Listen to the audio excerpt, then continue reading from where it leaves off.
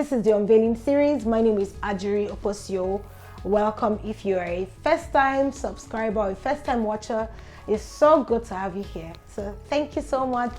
Thank you so much.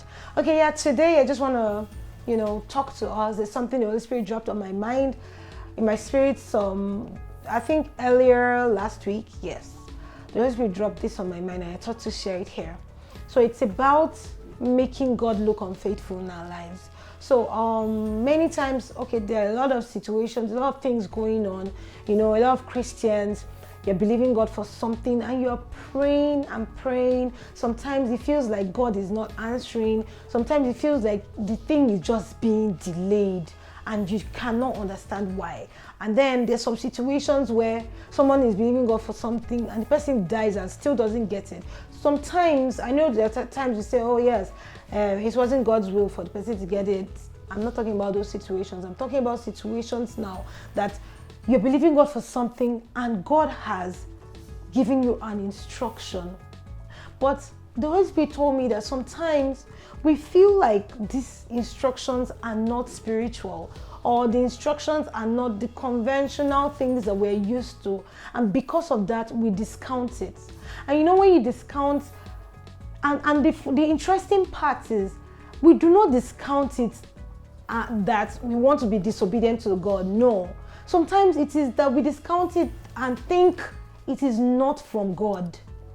But God is asking me to tell someone today that instruction that to you, you're like, no, it cannot be God. God cannot ask me to do this. I'm not talking about, of course, God cannot ask you to kill somebody or no, not those kind of things. But He's talking about a situation where we put Him in a box. We feel like there's some things that God cannot ask us to do. For instance, I'm going to give us some examples from the Bible. In the Bible, there's a story of a prophet. Is he a prophet now or a man of God that was asked to marry a harlot? Let's bring it back to this time and age. A pastor, for example, and God tells him, this prostitute is your wife.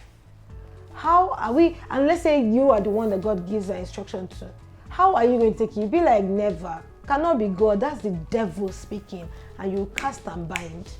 So what I'm saying is, an instruction can come and seem unconventional to us and can still be God giving that instruction. So we can't discount it. So I feel like the best thing to do is to even ask God, okay, God, if this is you, let me know in my spirit that this is God speaking. It's okay, let me give this example to give more perspective to what I'm saying. Okay, the example of a story that I heard a while ago, I'm sure a lot of us know this story, about a man in a place where there was flooding, like the whole city was flooded, and this man was on the roof of a tall building, and he was praying to God, God, you help me, I need you to help me, I need you to help me. And then someone came in a boat and told him, come into the boat and let's take you to safety. And the man was like, no, I'm waiting for God to save me. And then the boat left. And then again, someone came in a helicopter and said, come, I want to take you to safety. And he was like, no, God is going to save me. And I think a third person came, I can't remember what that was. And so this man died and went to heaven. And he was angry with God and saying, God, I believed you're going to save me, but you did not save me. And God told him, the boat that came was me sending someone to save you, was an answer to your prayer. The helicopter that came was an answer to your prayer, but you turned it down. So I hope this has put things in perspective as to what I'm talking about now. So God is sending help, but because it does not look like the way you expect the answer to come, and then you discount it that, no, it's not God. God is talking to someone right now. You've been believing Him for years for something, and He's been sending help and sending an answer, but it's because you did not think, in your mind, you've already organized the way the answer should come. And you've put God in a box, meaning if it's not coming in this way, then it's not God. But that's not true. He said, as far as the heaven is from the earth, that's how far his thought is away from our thoughts. He said, your thoughts are not my thoughts. That's what the Bible says. So how do you think that in your small little mind, you can fully conceptualize the way God is going to send help and send an answer to the thing that you're believing Him for? So I'm here to tell you today not to put God in a box. Let me give another example. It might not be your example, but example of someone believing God for a child.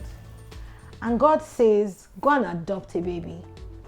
And in this time and age, we'll feel like, oh no, that's not God speaking. But why if you're believing God for a child, why can't God tell you to adopt a child? And the thing is, He knows when He gives you an instruction, He knows what He's trying to change in you that is making Him to give you the instruction that He's giving to you. Because the instruction He gives you might not be the instruction He gives, because everybody is on a different level spiritually. So God knows how He deals with me, different from how He deals with the next person. So what I'm trying to say is, do not let your life not make God look unfaithful because you're refusing to obey an instruction that to you doesn't sound spiritual. And it is God speaking. As far as you can hear God and He's telling you something, please, even if it does not sound like what you want to hear at the time, God can say anything at any time. So I'm not talking about extremes of, kill somebody. Of course, anything negative like that cannot be God. So I'm not talking about negative things. I'm talking about things that, because it's us that have defined what spiritual should be. So we're defining it for God, that God, this is spiritual, God, this is not spiritual, so you cannot move in this way. So I don't know who this is for, but God is telling you to stop putting Him in a box. He's speaking to you. Just obey, even if it doesn't sound like the conventional thing that you think that God should say. I pray this blesses someone. Thank you so much for joining me, and have a fantastic remaining part of the day. Bye, guys.